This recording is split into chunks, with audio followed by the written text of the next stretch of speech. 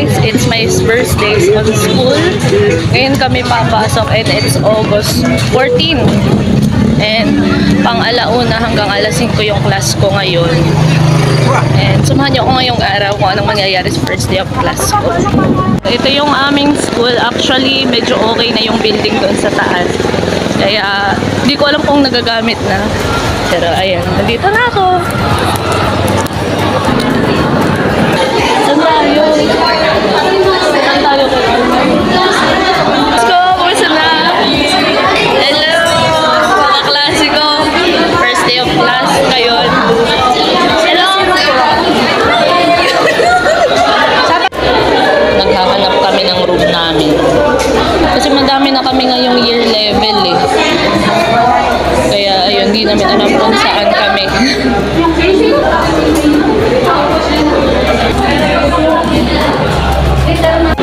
Medyo mainit ang araw ngayon. Kaya kailangan ko ng electric fan. Sobrang banas. Hindi ko kinakaya. At diba kanina, gamit ko to sa school kasi nga sobrang banas. Nalobat siya. So, chinarge ko nung umuwi ako. Pero ngayon siya gumagana.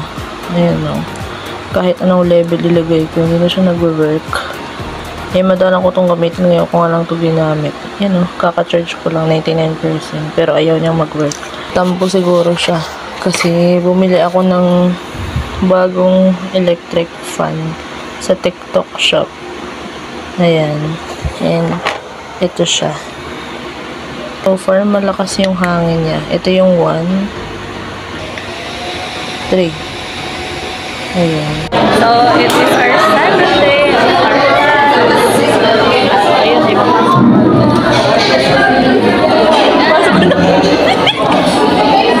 Masyado na naman ako hyper.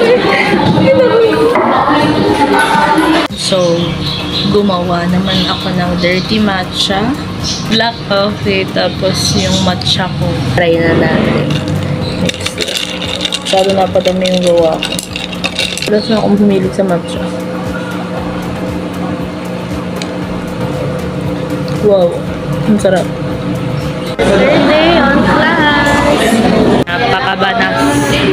Oras share. Baka naman.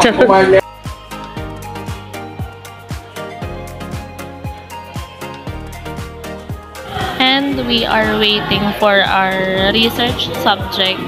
Kasi research namin ngayon. And ngayon yung finalizing ng mga research namin. Kasi magde-data gathering na rin kami.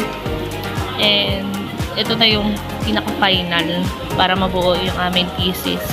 So, yun. Kaya medyo ang dami namin gagawin ngayon. Ang dami talaga. Lahat ng subject meron kasi 4 na major na lang kami. Kaya, yun. Medyo stressful. Pero kakayaan din.